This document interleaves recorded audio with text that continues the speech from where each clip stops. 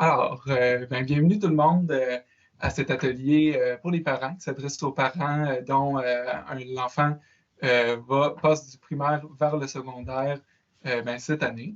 Donc, cet atelier-là vous est présenté par les services éducatifs du Centre des services scolaires de l'Estuaire. Tout au long de la rencontre, là, si vous avez des questions, vous pouvez les poser dans le clavardage. Puis on va y répondre si le moment est opportun. Puis sinon, il va quand même avoir une période de discussion à la fin, puis de questions si jamais si jamais vous en avez. Donc, gênez-vous pas. Alors, le déroulement de l'atelier d'aujourd'hui, c'est très simple. On va commencer avec une introduction où on va se présenter, puis on va vouloir aussi que vous vous présentiez très rapidement dans le chat.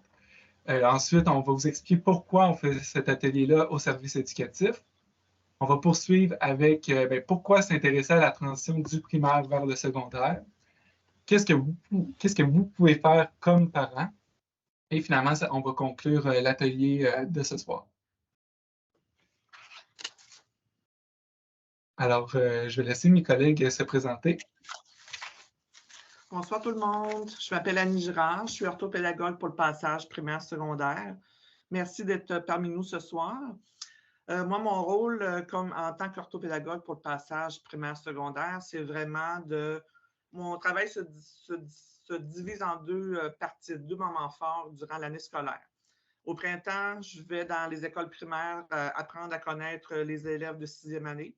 Et je les suis au secondaire l'année d'après pour offrir du soutien aux enfants et aux enseignants aussi. Donc, moi, je suis rattachée au centre de service scolaire, au service éducatif, mais je suis basée à l'école secondaire Serge Bouchard. C'est à mon tour. Bonjour tout le monde. Je m'appelle Catherine Martin. Je suis aussi orthopédagogue pour le passage primaire-secondaire. Donc, mon travail est le même qu'Annie Girard, sauf que moi, je suis rattachée à la polyvalente DB.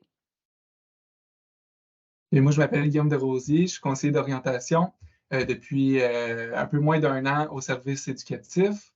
Mon rôle comme conseiller d'orientation au primaire, c'est de développer l'approche orientante, donc de favoriser la connaissance de soi des élèves, du monde du travail et du monde scolaire pour les outiller à vivre justement différentes transitions, leur choix de carrière lorsqu'ils vont être plus vieux, donc vers la fin du secondaire. Donc, pour les préparer face à l'avenir. Puis là, on voulait vous demander aussi, en fait, vous veniez, puis dans quelle école est fréquentée par votre enfant en ce moment, puis quelle école votre enfant va fréquenter à l'automne prochain. Donc, vous pouvez l'écrire dans le clavardage. Puis je prends l'occasion pour dire qu'on est plus de 60 personnes ce soir, donc on vous accueille vraiment, ça nous fait vraiment plaisir de vous accueillir ce soir-là.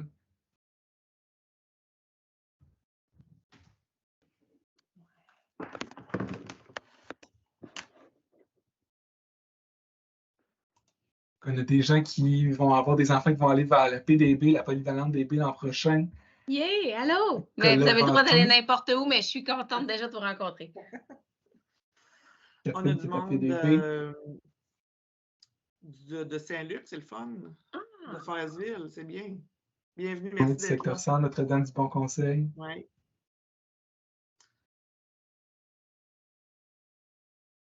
Oui, c'est sûr qu'il y en a qui ne sont pas décidés que le choix de l'école polyvalente n'est pas fait encore. C'est normal, ça va s'en venir.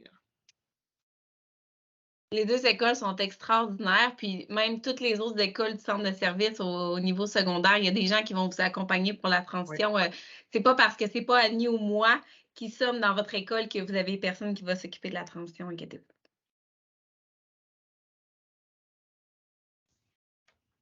Hey, super. On savait qu'on faisait compétition avec Mario Pelcha ce soir. Fait que c'est le fun de vous voir. C'est le fun que vous soyez là, grand nom.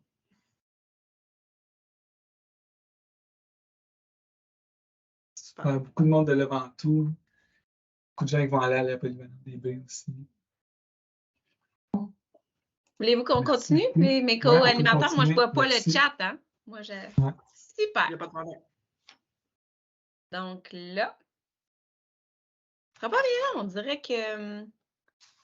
Ah, OK, je l'ai. Bon, c'est à mon tour. On dirait que le PowerPoint a un petit décalage ce soir.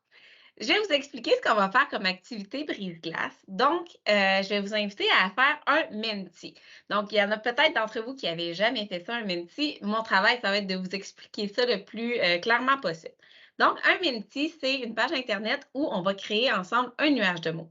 Puis, aujourd'hui, l'idée de ce nuage de mots-là, c'est qu'on veut savoir qu'est-ce qui vous vient à l'esprit quand vous pensez à la transition vers le secondaire. Donc là, il y a deux options. Si vous avez deux appareils électroniques, donc si par exemple vous êtes sur un appareil électronique et que vous en avez un autre à votre disposition, c'est assez simple, vous pouvez aller sur la page Internet qui est à l'écran, donc le www.menti.com et il y a un petit code d'accès à rentrer. Sinon, vous pouvez également scanner le code QR avec l'option de la photo. Si vous n'avez pas d'autre appareil électronique que celui sur lequel vous écoutez la présentation en ce moment, il n'y a aucun problème. Dans le fond, je vais tout simplement vous inviter à ouvrir une page Internet sans fermer la présentation. Et c'est sûr que vous ne nous verrez plus. Par contre, vous allez entendre ma voix. Donc, je vais vous guider pour vous expliquer ce que vous allez faire. Donc, à partir de là, vous allez aller aussi sur le www.menti.com. Donc, menti.com. Et il y a un code d'accès qui est le 56 67 20 63. Là, inquiétez-vous pas, je vais le répéter à plusieurs reprises. Mon travail, c'est de vous accompagner là-dedans. Et une fois que vous allez être sur le Menti, vous devriez voir une diapositive qui ressemble à cela. Donc, en même temps, moi, je peux vous redire le code du Menti. Est-ce qu'il y a... Oh, j'ai déjà des gens qui sont dessus. Donc, le code du Menti, c'est le 56 67 20 63. 56 67 20 63. Peut-être que je pourrais faire carrière en Madame de Bingo éventuellement. Là. OK, et là, on voit qu'il y en a quand même, il y a beaucoup de choses qui ressortent. On a changement, adolescence, autonomie, adaptation, choix. Oui, et là, je vous dirais que ce que je ne vous ai pas expliqué, c'est que plus les mots ressortent parmi vous, plus ils deviennent grands. Donc, on voit que changement, anxiété et adolescence, ça semble être dans les choix populaires. Il y a aussi insécurité qu'on retrouve, anxiété, on s'en doutait un petit peu, adaptation, autonomie. Ce sont des choses dont on va discuter avec vous. Oh, ça va bien, crime, ça change tout le temps. Il y a une question, Catherine. On demande si tu es capable de remettre le code QR. Ah oui, je suis capable en masse de remettre le code QR. Attendez un petit peu. Je suis capable en théorie, là, en pratique. Il est là. Donc, je ne sais pas si c'est correct pour vous. Oui, on le voit. OK. C'est correct, ça va nous laisser un peu de suspense quand on va retourner sur la page Menti. Donc, je vais prendre un risque d'y retourner.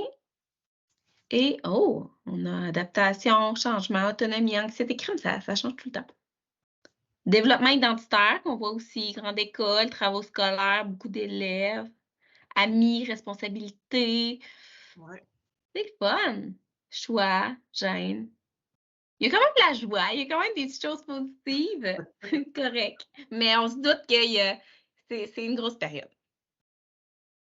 Donc là, ça ne change plus. Je pense qu'on va continuer pour la présentation. L'idée de ça, c'était de voir que vous avez tous des enfants. Vous avez ça en commun en ce moment, c'est que vous avez tous des enfants qui vont vivre la transition vers le secondaire, mais qu'il y a des choses qui sont généralisées. Donc, on voit qu'il y a des choses qui ressortent chez vous ici ce soir, mais probablement aussi chez les autres parents qui ont un élève, c'est l'orthopédagogue qui parle, qui ont un enfant qui va faire sa transition vers le secondaire. Donc, c'est normal. Et là, nous, notre but là-dedans, c'est que vous sentiez mieux par rapport à ça. Donc, je vais continuer, je vais représenter. Pas bien long. Et voilà. Donc, pourquoi on a voulu faire cet atelier avec vous ce soir? Donc, c'est sûr, on veut vous rassurer. C'est vraiment notre but premier ce soir. Là, on veut vous rassurer face à cette transition majeure que votre enfant va vivre ce soir. Et on veut vous mettre en confiance aussi face à cette transition-là. Alors, ben, pourquoi s'intéresser à la transition? Ben, je pense que la première réponse, on l'a eu avec le Menti, avec tout ce qui est ressorti. Mais ben, d'abord, je vais commencer en expliquant c'est quoi une transition rapidement. Donc, une transition, c'est simplement le passage d'un état à un autre. Une transition, là, ça a des entrées et des sorties variables. Donc, c'est pas tous les enfants qui réalisent qu'ils s'en vont au secondaire en même temps. Puis, c'est pas tous les enfants, tous les adolescents qui sortent de ces transitions-là au même moment. Donc, la transition, généralement, elle commence quand l'enfant prend conscience que le passage au secondaire, dans le cas qui nous intéresse, arrive et elle va se conclure, va se terminer lorsque l'adolescent, l'enfant, va être plus dans un état d'adéquation avec son environnement, donc un sentiment de contrôle. Puis, surtout quand la routine s'installe, ben, on peut déterminer que la transition tire vers sa fin. Donc, la transition vers le secondaire, là, vous devez vous en douter, c'est une période importante de changement, autant sur le plan physique, là, avec les changements de la puberté qui ont peut-être déjà commencé, des changements émotifs et psychologiques. On pense souvent à l'anxiété, donc l'anticipation qui est reliée à la transition vers le secondaire et à l'école secondaire. Des changements sociaux avec la séparation d'un groupe d'amis ou d'adultes de confiance avec qui l'enfant a grandi pendant les 6-7 dernières années de sa vie au primaire et scolaire, là, avec le passage vers un nouvel établissement qui est l'école secondaire, puis des nouvelles règles, des nouvelles normes qui sont reliées à l'école secondaire.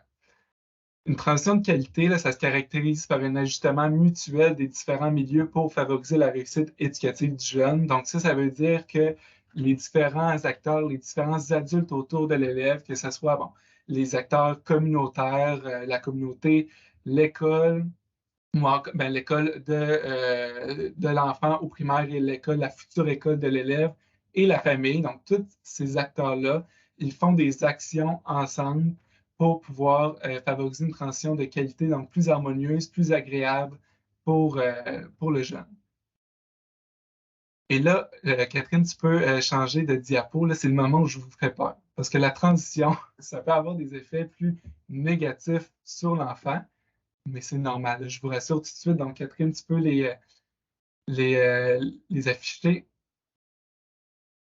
Les affiches, oui. Alors, bon, une rupture des liens sociaux, on l'a nommé. On quitte peut-être notre groupe d'amis ou encore des adultes de confiance, anxiété de performance, sentiment d'isolement, quand on arrive dans un nouveau milieu avec plein de nouvelles personnes, le déclin de l'intérêt envers les matières scolaires, diminution du rendement scolaire, diminution de l'estime de soi et une attitude moins positive envers l'école et le personnel enseignant et peut-être aussi les parents. Donc là, je vous l'ai dit, là, je voulais vous faire peur, mais sachez que ces comportements-là, ces manifestations-là sont normales. Elles sont souvent de courte durée dans la majorité des cas. Et surtout, par les différentes actions que je faisais référence tout à l'heure, les effets négatifs de la transition, mais qui sont quand même normaux, peuvent être vraiment réduits. Et justement, ces différentes actions-là peuvent permettre à l'enfant Catherine, tu peux afficher, donc reconnaître ses forces et ses défis, donc avoir plus confiance en soi, établir rapidement des relations interpersonnelles de qualité dans son environnement. Donc, ça fait des nouveaux groupes d'amis, donc l'appartenance. Reconnaître et réguler ses émotions, donc reconnaître ses émotions, mieux les vivre, mieux les gérer. Ressentir un sentiment de bien-être et de sécurité à l'école, c'est ce qu'on veut bien sûr. Développer un sentiment de confiance envers sa réussite scolaire, développer ou maintenir des attitudes positives envers l'école et les apprentissages. Donc, les actions qui sont faites, entre autres, par Annie et Catherine comme orthopédagogue du passage primaire, secondaire, les actions faites dans la classe de votre élève en ce moment, les actions qui vont être faites l'an prochain, peuvent vraiment diminuer l'impact négatif de la transition, donc surtout relié au stress, et favoriser l'émergence de ces comportements-là que je viens de nommer.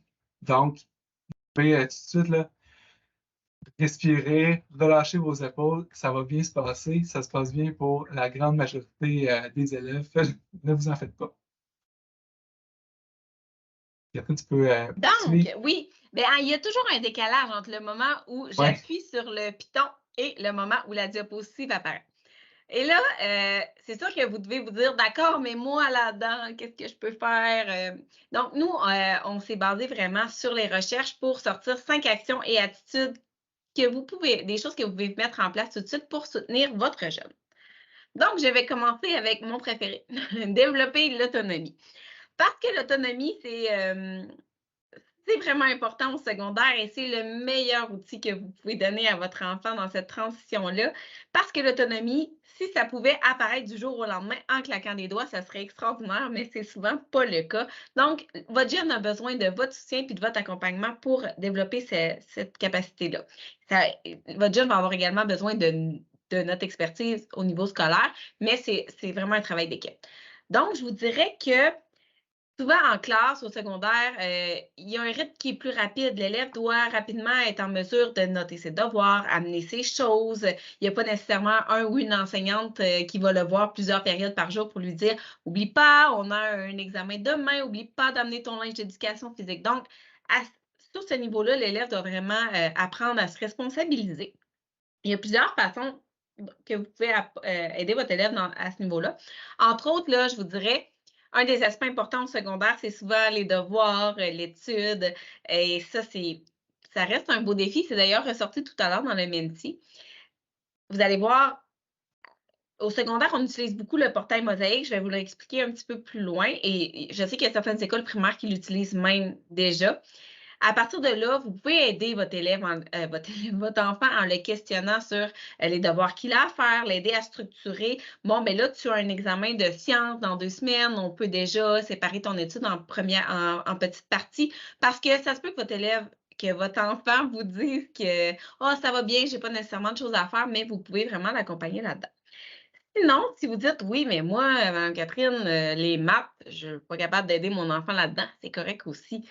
Vous pouvez juste vous asseoir avec lui, lui donner un cadre, un moment où il va le faire et le questionner à savoir, OK, est-ce qu'il y a un ami que tu peux appeler? Est-ce qu'on peut aller voir sur Allo Prof? Est-ce que demain, tu peux aller voir Mme Catherine, ton enseignant? Donc, juste en le questionnant, vous pouvez aider votre élève à développer ce sens des responsabilités-là.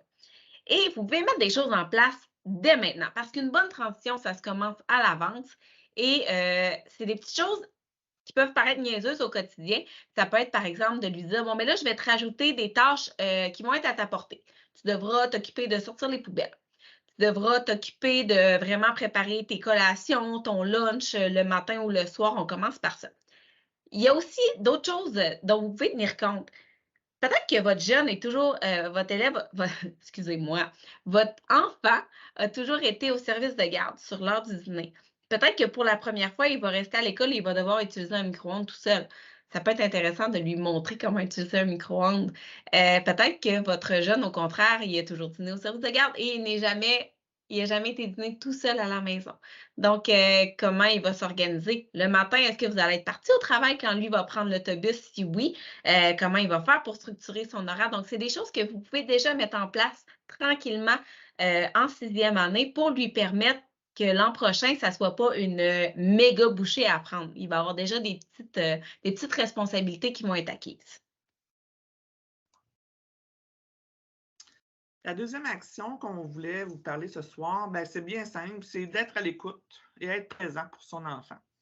On sait, l'engagement des parents, c'est un essentiel, c'est un incontournable pour la réussite scolaire de vos enfants.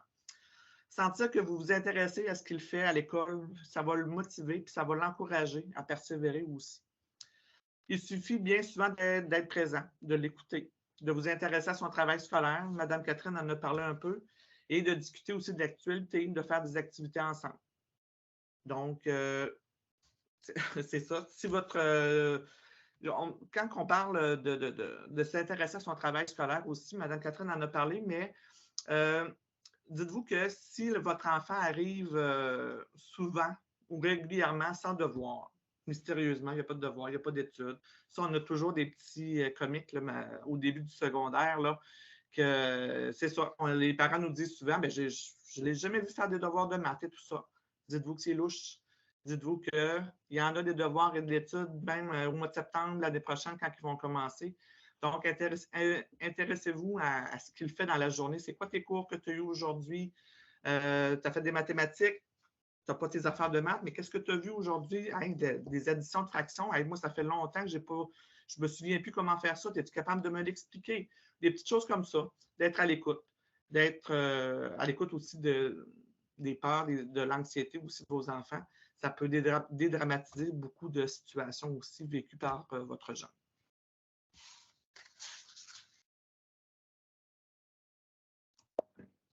Alors, notre troisième attitude, moyen à adopter pour favoriser la transition harmonieuse de votre jeune du primaire vers le secondaire. Et là, bon, c'est sûr que comme Catherine, le premier truc qu'elle donnait, c'était son préféré, mais moi, comme conseiller d'orientation, lui, c'est mon préféré, c'est favoriser la connaissance de soi. Donc, on vous propose 3 moyens de favoriser la connaissance de soi de votre enfant. Alors, le premier, c'est stimuler le dialogue interne positif de l'élève, de l'enfant. Moi aussi, je me trompe comme Catherine. On est plus habitués, nous autres, de les croiser dans les écoles, ces enfants-là.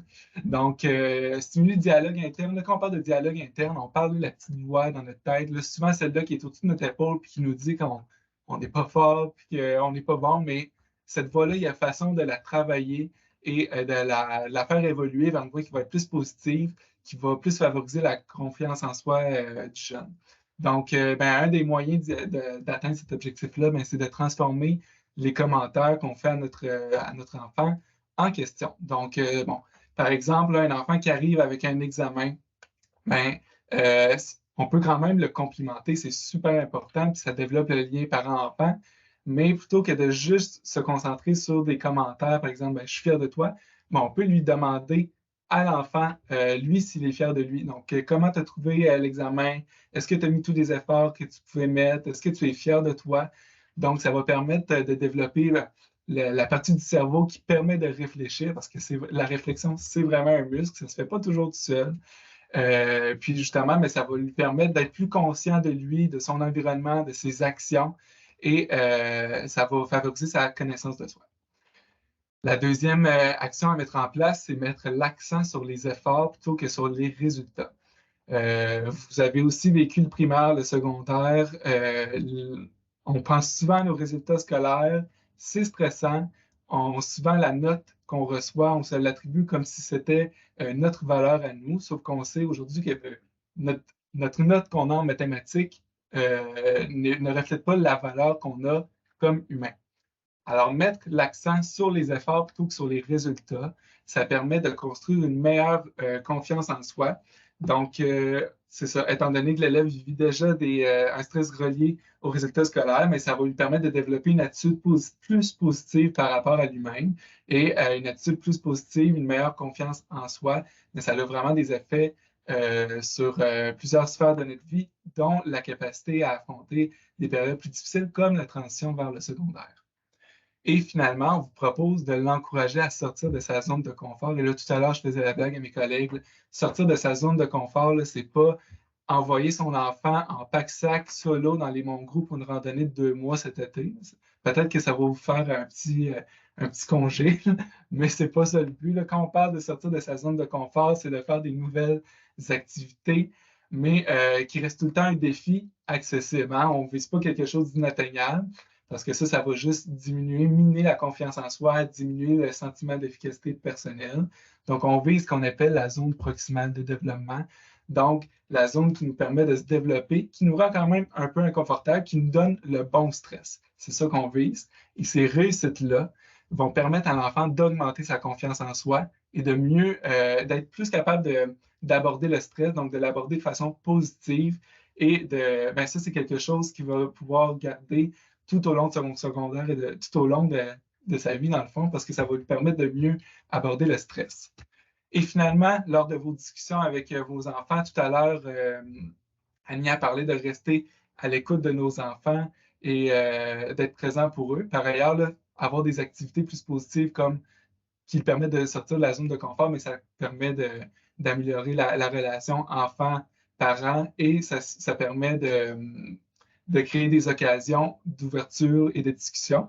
Donc, pendant ces périodes-là, vous pouvez explorer différentes composantes de la connaissance de soi, comme les traits de personnalité, donc qui on est, c'est ça, notre personnalité, nos intérêts, donc qu'est-ce qu'on aime, nos attitudes, ça c'est qu'est-ce qu'on est capable de faire, dans quoi on a de la facilité, et les valeurs, qu'est-ce qui est important pour nous.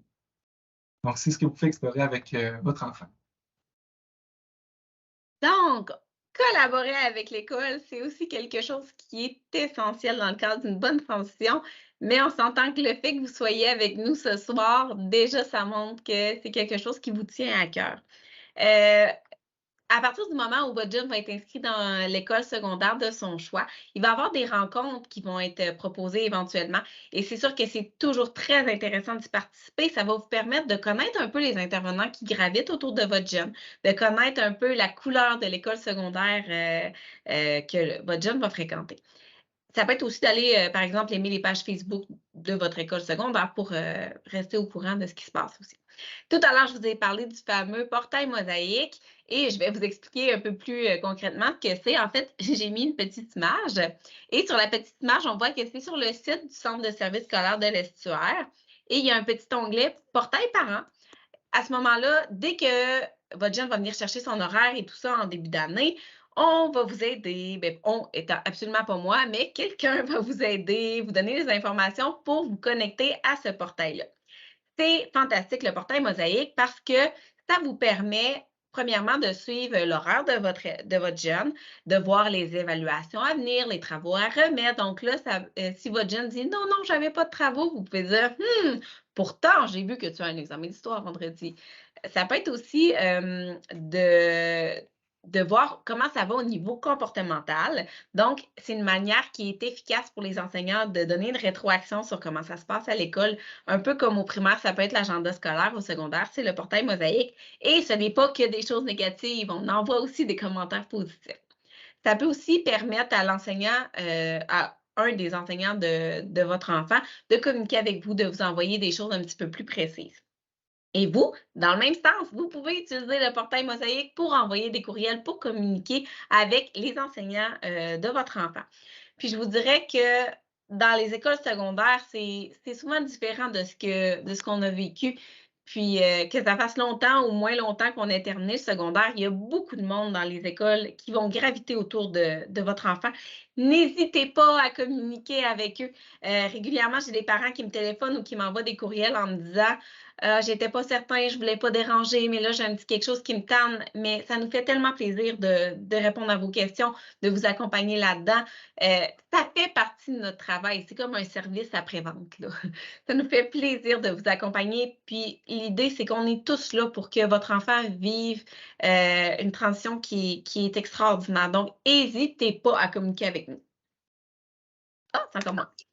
Avoir un discours positif sur l'école, c'est aussi quelque chose qui est super important parce que, veut pas, c'est à travers votre discours sur les enseignants et sur le milieu scolaire qu'ils vont développer leur propre perception de mon école secondaire, ça ressemble à quoi?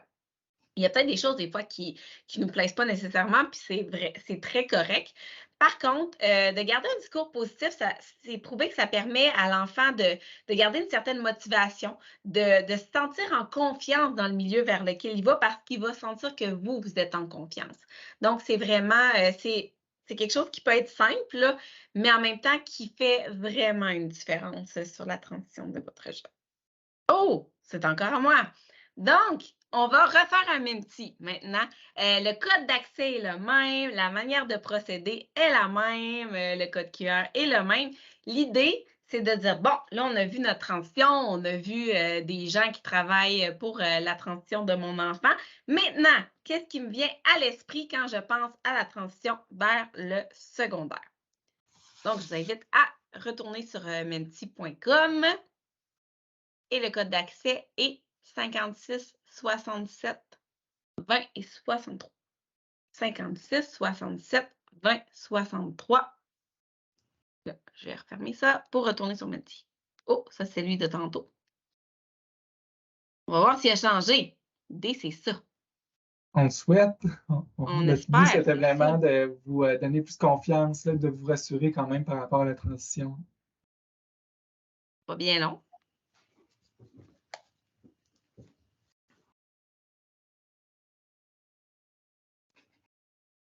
Écoutez, ça vous laisse le temps de réfléchir à ça pendant que je le fais.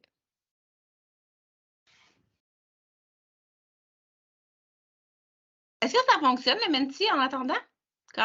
Même si ma page Internet ne fonctionne pas. On fait signe que oui. Bon, mais génial. C'est juste moi qui ne vois pas les résultats là. Oh! OK.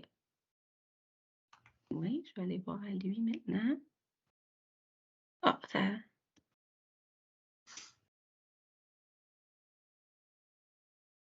Est-ce que ça va rentrer dans le même Oui, c'est ça. Ça n'a pas lundi? fonctionné. Écoutez, on le reprend. J'efface mes résultats. On recommence comme si de rien n'était. OK. Donc, oh, yeah, merci. Donc, je vais vous présenter.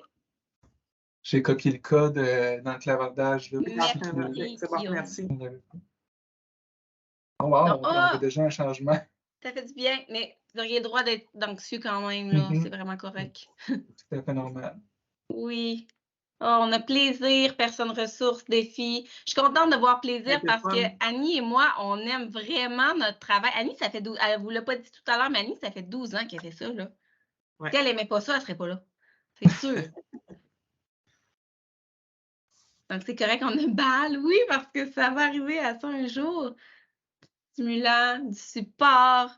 On a quand même anxiété, mais c'est normal. Nous aussi, on est anxieux par rapport à la rentrée scolaire, là. C'est une réaction vraiment normale dans une situation de nouveauté. Puis, on espère que justement, en mettant en place, on va vous partager aussi des ressources que vous pouvez consulter, justement, qui vont pouvoir vous aider à baisser cette anxiété-là si jamais elle persiste. Là. Super. Je suis vraiment contente. Je m'attendais à ce que ça change un petit peu, mais je ne m'attendais pas à avoir un aussi gros changement au niveau des mots. Donc, ça fait du bien de voir ça.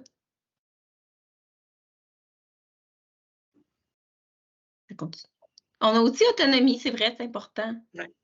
On a écrit Annie qui est écrit, c'est vrai.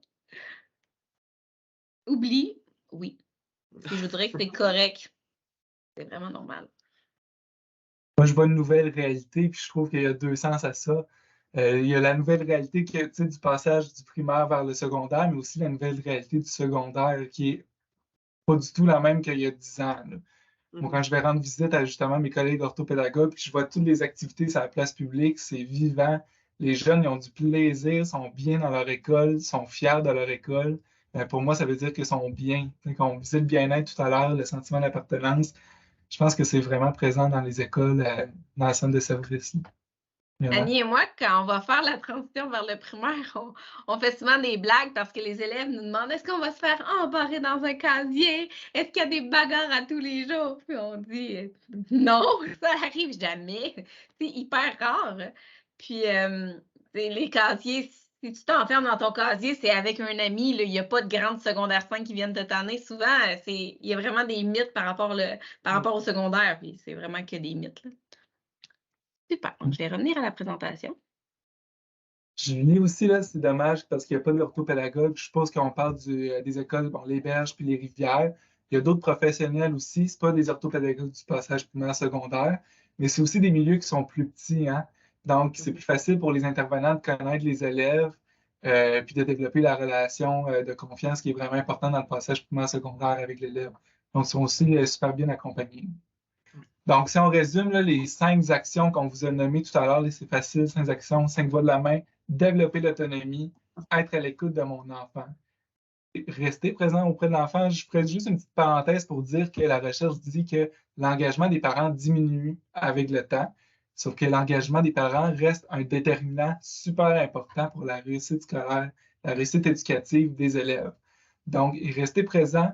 Je pense juste aux publicités de Tel Jeune, je crois, ou Jeunesse J'écoute, il y a quelques temps, où c'était un parent qui continuait à parler à son enfant, puis son enfant, il était dans la voiture, puis il n'écoutait pas. Mais juste le fait d'être présent, puis de quand même démontrer de l'intérêt envers son enfant, c'est super important, puis ça fait toute la différence pour votre enfant. Il l'apprécie même s'il ne vous le dit pas directement, parce que ça reste quand même un ado ou un pré-ado. Là. Donc, on continue à favoriser la connaissance de soi, à collaborer avec l'école, et à parler positivement de l'école, donc entretenir un discours positif sur l'école. Alors, on peut continuer avec les ressources. Donc, juste pour vous le dire d'avance, là, quand vous êtes inscrit au webinaire de ce soir, là, à l'atelier, vous avez inscrit votre adresse courriel. Donc, ces ressources-là, vous n'avez pas besoin de toutes les noter. Vous allez les recevoir par courriel, on va vous envoyer ça. Puis je vais vous mettre aussi les 5 actions qu'on vous a proposées aussi pour faire un petit rappel. Donc, d'ici la fin de la semaine, n'hésitez pas à aller voir peut-être dans votre boîte de courrier indésirable. Peut-être que ça va se retrouver là. J'espère que je ne suis pas indésirable, mais ce que vous voulez, ça arrive. Donc, je vais commencer avec les 4 ressources, puis on en a 3 autres après. Donc, la première, c'est l'espace parent. L'espace parent, c'est un site Internet qui a été mis en place par l'Ordre des conseillers et conseillères d'orientation. Donc, je prêche un peu pour ma paroisse, mais c'est un site Internet qui est vraiment bien fait. Vous allez voir, quand vous allez sur le site, il y a une rubrique de secondaire 1 à 5. Après ça, cheminement adapté et études postsecondaires. Ça s'adresse aux parents. Quand vous cliquez sur les rubriques, vous avez comme tout plein d'articles, de documentation super bien expliqués qui traitent des thématiques, des enjeux. Je ne veux pas dire le mot problématique parce que c'est pas ça, c'est vraiment les enjeux que vont vivre votre enfant à ce moment-là de son passage, son passage au secondaire. Donc, dans la rubrique secondaire 1, on va plus parler justement de la transition vers le secondaire, de l'arrivée vers le secondaire. Après ça, secondaire 3, on va peut-être parler plus des choix de mathématiques. Encore là, mes collègues conseillers d'orientation du secondaire vont accompagner vos jeunes. Même chose en secondaire 5 pour ceux qui vont aller vers le cégep ou le choix de carrière. Donc, c'est un super site Internet. Ensuite, on a la Madame Passage primaire secondaire. Elle, c'est une orthopédagogue du passage primaire secondaire qui travaille ailleurs au Québec. Elle fait des vidéos sur YouTube et sur TikTok. Donc, c'est sûr que si vous avez des enfants en 6e année, vous savez c'est quoi TikTok et YouTube.